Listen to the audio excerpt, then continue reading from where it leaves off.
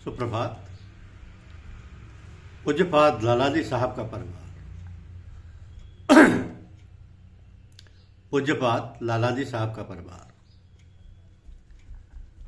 प्राय यह देखने में आता है कि बड़े बड़े महापुरुषों, संतों व फकीरों के परिवार के सदस्य उनकी रूहानी व नूरानी दौलत से उदासीन हो जाती हैं। पूज्यपाद लालाजी साहब अक्सर ये फरमाया करते थे कि यह आंतरिक गुप्त विद्या इल्म सीना व सीना दो लोगों को मुश्किल से आती है।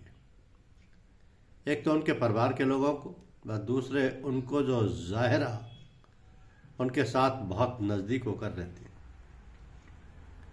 क्योंकि इन दोनों प्रकार के लोगों में बेतकल्लुफ़ी व बेफिक्री आ जाती है। उनको एक ख्याल रहता है कि जब चाहेंगे सीख लेंगे। इनमें आदाब पूरी तरह निभाने में भी कमी हो जाती है। परंतु यदि ये दोनों ही प्रकार के लोग अपनी जगह पर अदब से कायम रहें तो उनसे ज़्यादा और जल्द कोई और तरक्की नहीं कर सकता। तो पूज्यपाद लालाजी साहब के गुरुदेव हुजूर महाराज मौलाना हाजी शाह फजल अहमद खां साहब कुद्दुस सिरहु, जिनकी जात व बरकत से रूहानी नूर फैला हुआ है, कि परिवारजनों में किसी ने भी ऐसा शौक नहीं लिया जैसा उनके लिए अक्सर उपलब्ध था। फकीर बेलौस होते हैं। वे हाथ में मरहम लिए जख्मी व दुखी दिलों की तलाश किया करते हैं। उनके नज़दीक घर या बाहर के जिज्ञासुओं में कोई फर्क नहीं होता। हुजूर महाराज ने पूज्यपाद लालाजी साहब व पूज्यपाद चच्चा जी महाराज से प्रसन्न होकर जज्बे में फरमाया था कि इंशाअल्लाह तुम्हारी निस्बत तुम्हारी नस्ल में 7 पुश्तों तक कायम रहेगी। आपकी दुआ का नतीजा पूज्यपाद लालाजी साहब व पूज्यपाद चच्चा जी महाराज के परिवार में रूहानी खुशबू की शक्ल में आज भी ज्यों का त्यों महफूज है। पूज्यपाद लालाजी साहब कभी भी इस विद्या को हासिल करने के लिए किसी पर भी, चाहे वह घर का हो या बाहर का, जोर जबरदस्ती नहीं करते थे। जिसको भी आपकी ओर आकर्षण रहता था, आप उसको उसकी पात्रता के अनुसार इस दौलत से मालामाल कर दिया करते थे।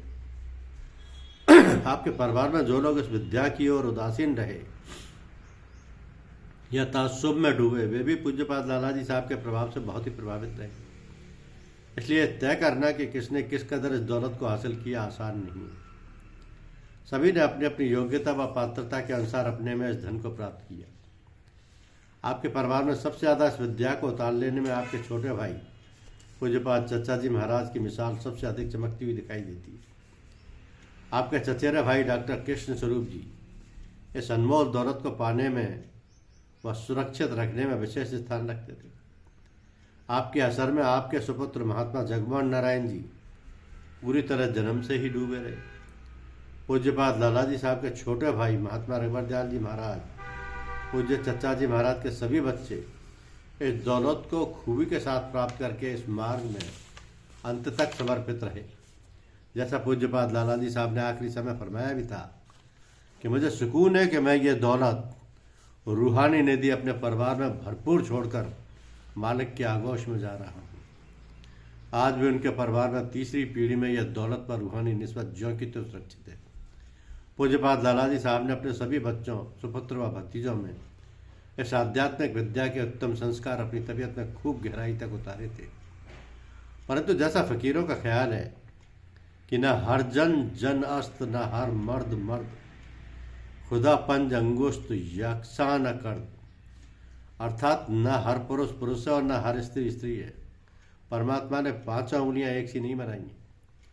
पूज्यपाद लालाजी साहब का खास नज़र व इनायत अपने भतीजे पूज्यपाद चच्चा जी महाराज के सुपुत्र, जो आपकी औलाद में सबसे जेठ व बुजुर्ग थे, यानी महात्मा ब्रजमोहन लाल जी साहब पर थी।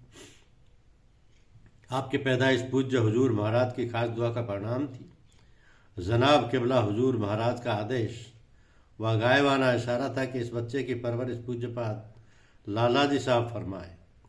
अतः पूज्यपाद लालाजी साहब व पूज्यपाद चच्चा जी महाराज ने सारी जिंदगी आपका ज़ाहिरा व बातिनी निगह यादाश्त पालन पोषण किया तथा आपको कामिल फ़कीर की मेराज अता की। इसलिए आपका जीवन सदैव चिराग रोशन रहा। धन्यवाद।